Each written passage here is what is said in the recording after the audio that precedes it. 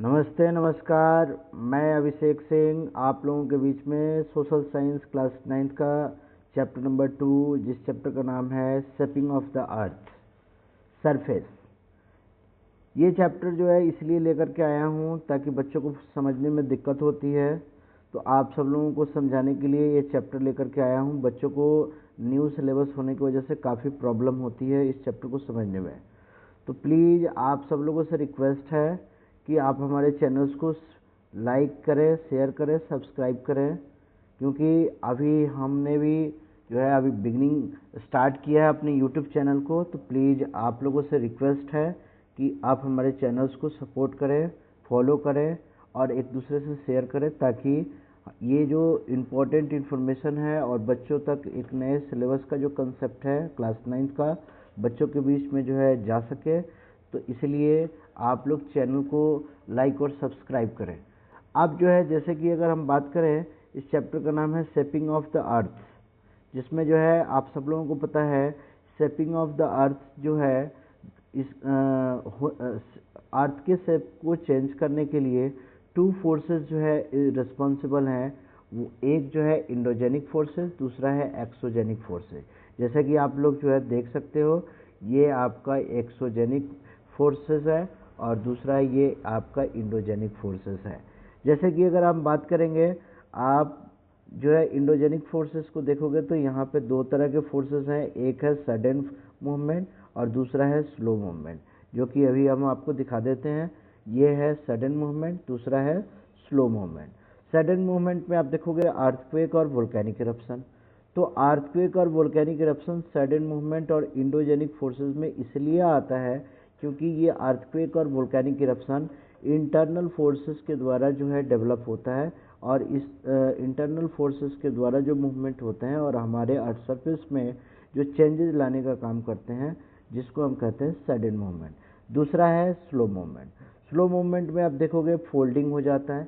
जब दो प्लेट्स जो है आपस में क्या हो जाते हैं, मर्ज करने के बाद जब एक दूसरे के जो है क्लोज कांटेक्ट में आते हैं, तो जो भी सेडिमेंट्स उनके बीच में होते हैं, है ना, तो वो क्या हो जाते हैं, जैसे मान लो कि ये है एक प्लेट और दूसरा है एक प्लेट। तो जब ये दोनों प्लेट आपस में टकराते हैं तो यहाँ पे जो सेडिमेंट्स होते हैं इकट्ठा, ये जो है माउंटेन शेप में जो है हो जाते हैं, जिसको हम कहते हैं फोल्डिंग। क्या कहते हैं? फोल्डिंग। जैसे कि आप सब लोगों को पता है कि जो है हमारे देश में जो हिमालयाज माउंटेन है वो एक फोल्डिंग माउंटेन है। फोल्डिंग कहने का मतलब कि जो है अपवार्पिंग फोल्डिंग है। जैसे कि आप देख सकते हो, है ना, जब दो प्लेट्स जो है आपस में क्या होते हैं, जैसे मैं आपको समझा देता हूँ, जब ये दो प्लेट जब आपस में टकराते हैं तो यहाँ पे बीच में जो सेडिमेंट्स होते हैं, वो सेडिमेंट्स जब एक जो है एक प्लेट जो है एक प्लेट जब क्या करता है, जो है सेडिमेंट्स को पुश करता है, धक्का देता है, तो ये जो है सेडिमेंट्स जो है ऊपर की ओर उठ करके और जो है माउंटेन्स का फॉर्म ले लेता है। जैसे कि अगर हम बात करें फॉल्टिंग की बात करते हैं, जैसे कि आप लोगों को पता होना चाहिए कि भारत में दो ऐसी नदियां हैं जो रिफ्ट वैली का फॉर्मेशन करती हैं। जैसे कि अगर हम बात करेंगे, अभी आपको बताते हैं रिफ्ट वैली का फॉर्मेशन जो है आपके बीच में जो है रख रहे हैं, जिस प्रकार से आप देख सकते हैं। जैसे ये एक स्लैब हुआ, लेकिन आफ्टर सम टाइम क्या होगा, इसके कुछ पार्ट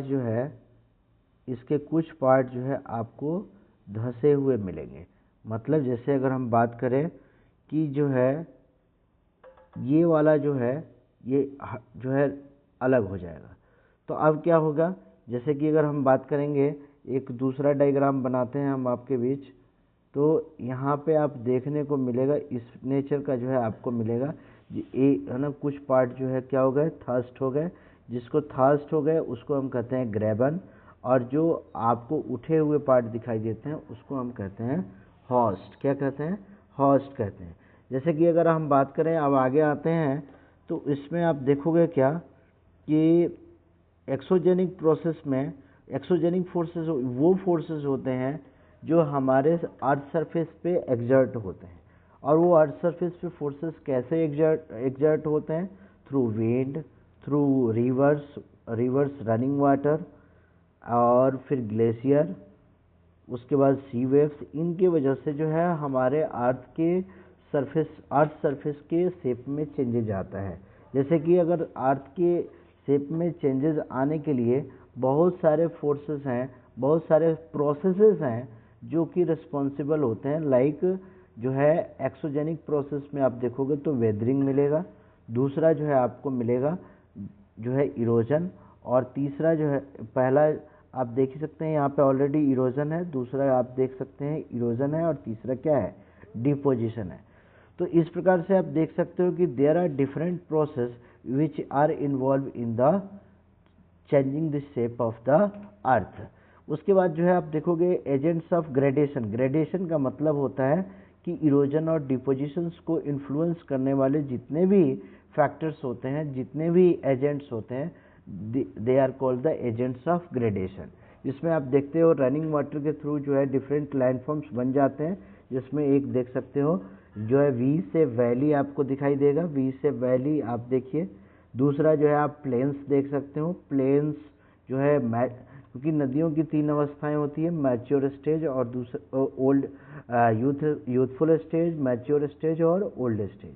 उसके बाद हम बात करेंगे जो है ग्लेशियर्स के द्वारा भी जो है लैंडफॉर्म्स बनते हैं, जिसमें यू से वैली और दूसरा है मोरेन्स।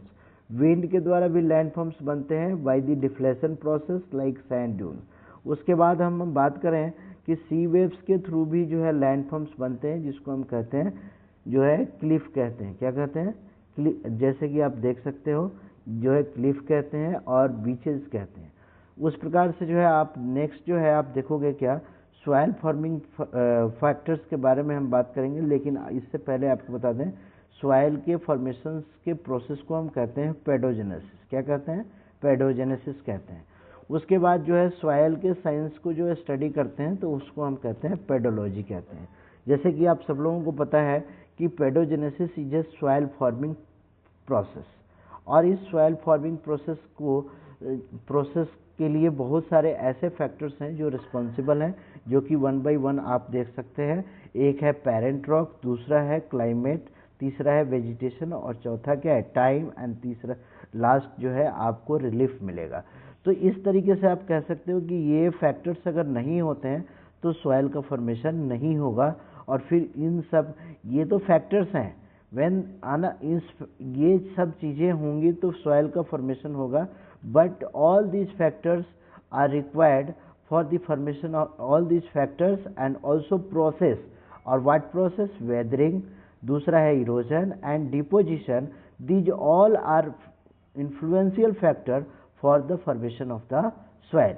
जैसे कि आप देख सकते हैं वन बाय वन कि जैसे हम आगे बढ़ते हैं, शेपिंग ऑफ द अर्थ जब आप पढ़ोगे तो आपको देखने के लिए मिलेगा shape of the earth is not static. Static कहने का मतलब कि अर्थ के जो है अर्थ के जो शेप है और जो अर्थ का सरफेस है वो हमेशा एक जैसा नहीं रहता है, टाइम टू टाइम जो है चेंजेस होते रहते हैं।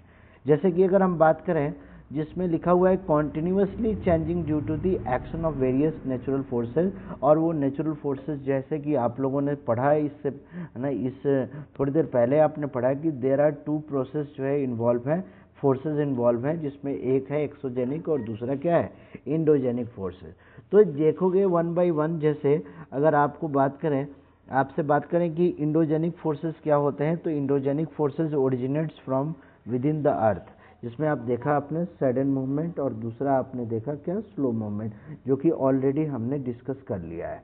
उसके बाद एक्सोजेनिक प्रोसेस में हम देखेंगे तो exogenic process are those forces which are responsible for wearing it down. ये जो लिखा हुआ है, ये कहने का मतलब ये है कि अर्थ के सरफेस पे बहुत सारे ऐसे प्रोसेस होते हैं जो कि एक्सोजेनिक प्रोसेस को हेल्प करते हैं। जैसे, और उस एक्सोजेनिक प्रोसेस को हेल्प करने में एक्सोजेनिक फोर्सेस हेल्प करते हैं, और वो फोर्सेस जो है कुछ ऐसे एजेंट्स होते हैं जो उस फोर्सेस को क्रिएट करने में हेल्प करते हैं।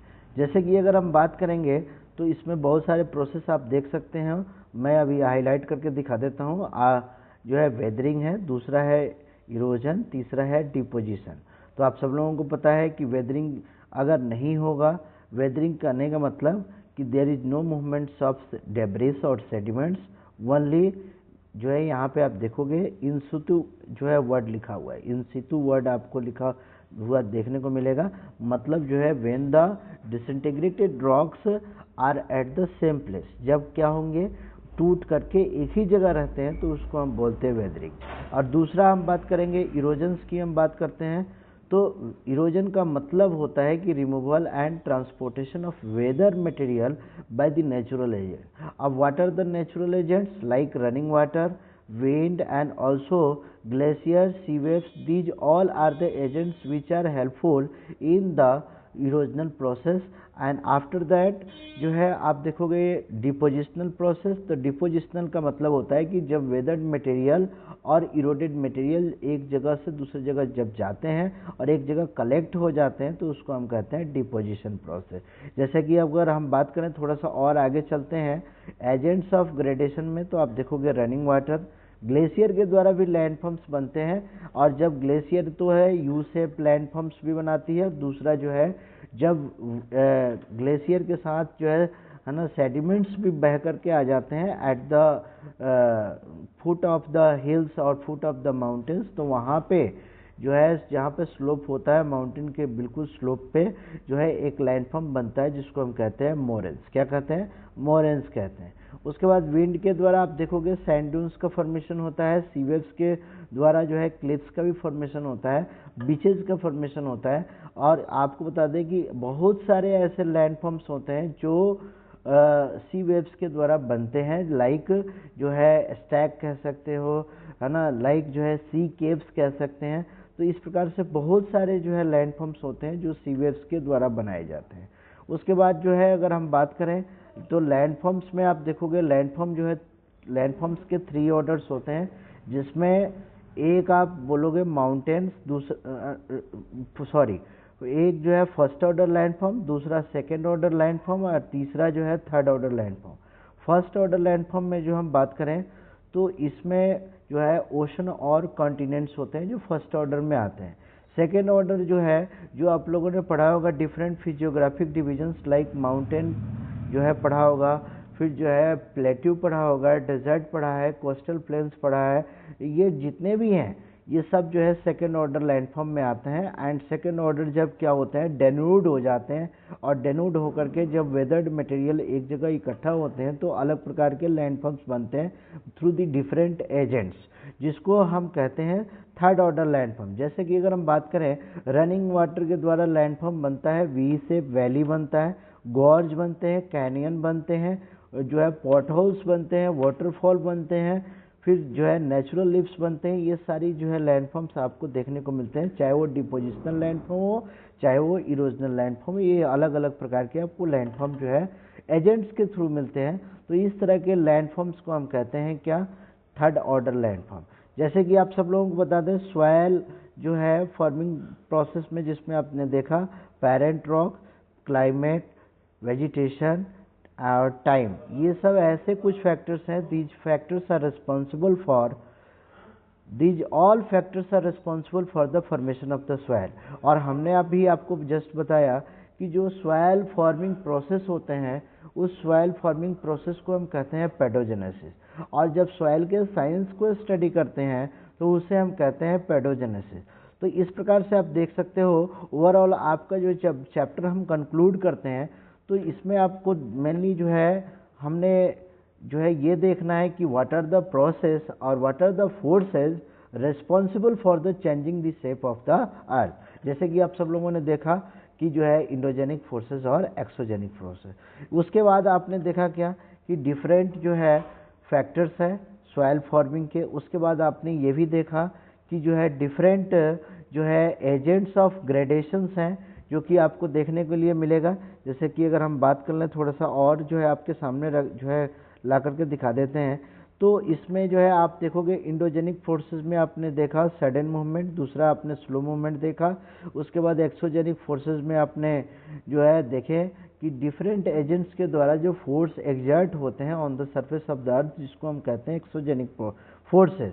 और एक्सोजेनिक फोर्सेस जब एग्जर्ट होते हैं हमारे अर्थ सरफेस पे तो there are so many process are are examine there, जो कि हमें देखने को मिलता है, जिसमें जो है वेदरिंग है, इरोजन है, और जो है तीसरा जो है आपको डिपोजिशन देखने को मिलता है, जैसे कि, और फिर उसके बाद जो है सॉइल फॉर्मिंग प्रोसेस हमने देख लिया फॉर्मेशन के, उसके बाद फैक्टर्स देख लिए, उसके बाद डिफरेंट ऑर्डर्स ऑफ लैंडफॉर्म्स देख लिया, जिसमें हमने देखा कि माउंटेन्स है, प्लेट्यूज है, और फिर जो है प्लेन्स है। ये तो जो है ना सेकेंड ऑर्डर लैंडफॉर्म है, लेकिन अगर हम फर्स्ट ऑर्डर लैंडफॉर्म की बात करेंगे तो उसमें जो है ओशन और कॉन्टिनेंट आते हैं, और थर्ड ऑर्डर लैंडफॉर्म जो एजेंट्स ऑफ ग्रेडेशंस हैं उनके मदद से जो लैंडफॉर्म्स बनते हैं, लाइक जो है रनिंग वाटर में आप देख ही रहे हो, वी से वैली आपको देखने को मिलेगा, उसके बाद जो है प्लेन्स मिलेंगे, डेल्टाज मिलेंगे, ऐसे बहुत सारे लैंडफॉर्म जो है रनिंग वाटर के द्वारा बनाए जाते हैं। ग्लेशियर के द्वारा भी लैंडफॉर्म बहुत सारे हैं, जिसमें आप देखोगे यहाँ कुछ लैंडफॉर्म्स के नाम दिए गए हैं, जिसमें यू से वैली, मोरेंस आप देख सकते हैं। उसके बाद जो है देखेंगे जो है विंड के द्वारा जो है सैंड ड्यून्स बनते हैं, जैसे कि आप सब लोगों को पता है अलग अलग जो है सैंड ड्यून्स के फॉर्म होते हैं, जिसमें बरजान, फिर जो है क्या होते हैं, सीफ होते हैं, क्रेसेंट ड्यून्स होते हैं, लॉन्गिट्यूडनल ड्यून्स होते हैं, जो विंड के मूवमेंट के अकॉर्डिंग जो है क्या होते हैं, अगर परपेंडिकुलर विंड का मूवमेंट होगा तो ट्रांसवर्स ड्यून बनेगा, पैरेलल अगर होगा जो है डायरेक्शन ऑफ द विंड जो है सैंड के पैरेलल होगा तो वहाँ पे लॉन्गिट्यूडनल ड्यून्स बनेंगे, और इस प्रकार से जो है अलग अलग डायरेक्शंस में जो है आपको अलग अलग प्रकार के सैंड ड्यून्स के फॉर्म्स देखने को मिलेंगे। Nature of the formation of the sand dunes जो है आपको देखने के लिए मिलेंगे। उसके बाद हम बात करेंगे सी वेव्स की। अगर हम बात करें तो सी वेव्स के द्वारा समुद्र के किनारे जो लहरें जब समुद्र के जो है बैंक से टकराती है, किनारे जो है टकराती है, तो टकराने के बाद अलग अलग प्रकार के लैंडफॉर्म्स बनते हैं, जैसे कि आप सब लोगों को पता है कि एक जो है सी क्लिफ भी बनते हैं, उसके बाद बीचेस बनते हैं। तो इस प्रकार से आप देख सकते हो कि जो है अलग अलग प्रकार के लैंडफॉर्म्स होते हैं जो डिफरेंट प्रोसेस के द्वारा बनते हैं, डिफरेंट फोर्सेस के द्वारा बनते हैं, जिसके वजह से हमारे अर्थ का शेप जो है चेंज होता है। और मुझे ऐसा लगता है कि आप इस चैप्टर को अच्छे से समझ गए होंगे, जिस चैप्टर का नाम है शेपिंग ऑफ द अर्थ। मैं आप सब लोगों से यही रिक्वेस्ट करता हूँ कि हमारे चैनल्स को प्लीज़ जो है लाइक करें, सब्सक्राइब करें, और हर बच्चों तक पहुंचाएं, जो कि ये आपके लिए एक नया सिलेबस है जो है 9th क्लास के लिए, जो हर बच्चों तक पहुंचे और उनके पढ़ाई में हेल्प करे। That's all, thank you. आप लोगों को इतना देर जो है आप लोग इतना ध्यान दिए, इसके लिए बहुत बहुत धन्यवाद जो है।